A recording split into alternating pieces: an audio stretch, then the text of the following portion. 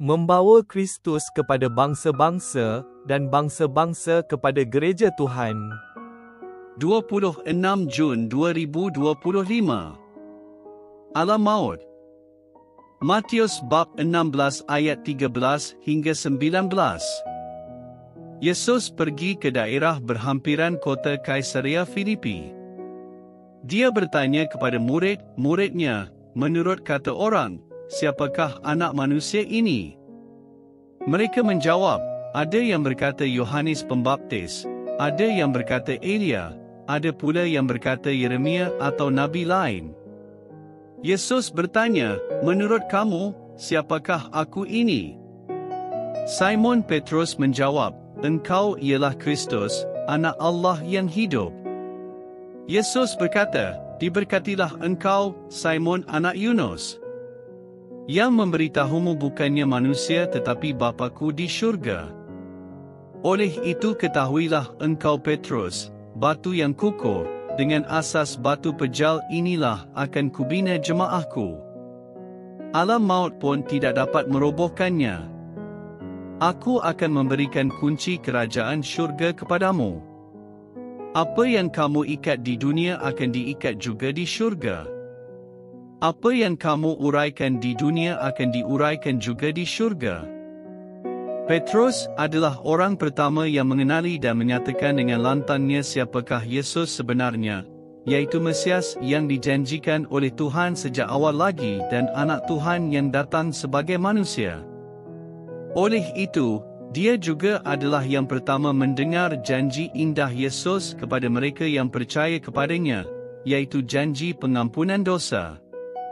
Ini adalah seperti Yesus katakan kemudiannya apabila semua murid-muridnya yang lain telah memahami perkara ini, "Terimalah Roh Kudus. Sesiapa yang kamu ampunkan dosanya, dosanya diampunkan. Sesiapa yang tidak kamu ampunkan dosanya, dosanya tidak akan diampunkan."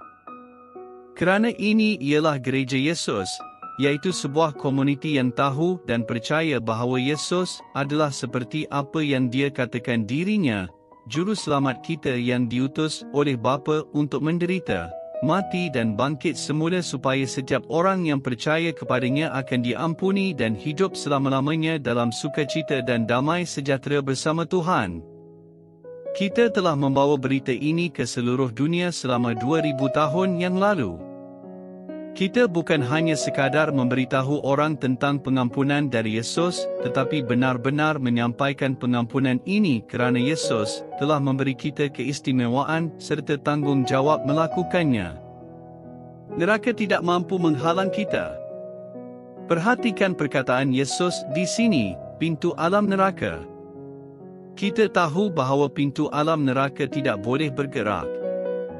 Ia tetap di tempatnya dan melakukan satu tugas, yaitu menahan orang luar daripada masuk dan menghalang orang di dalam daripada keluar.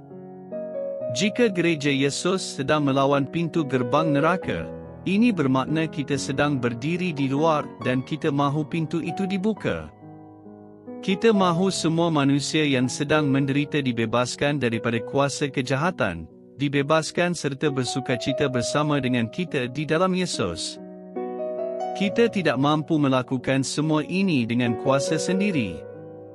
Yesus boleh melakukannya melalui kita kerana Roh Kudus memberi kita firman yang hidup. Roh Kudus membantu kita berkongsi Yesus dengan cara yang mudah difahami dan dipercayai.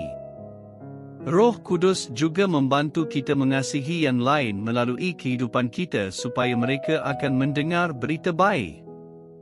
Memang ada harapan hidup untuk mereka kerana Yesus mahu mereka dibebaskan. Bagaimana dengan pintu gerbang neraka itu? Ia tidak mempunyai peluang langsung untuk menang. Kita berdoa, "Tuhan, bebaskanlah mereka yang menderita di bawah kuasa kejahatan dan pakailah saya menurut kehendak-Mu." Amin.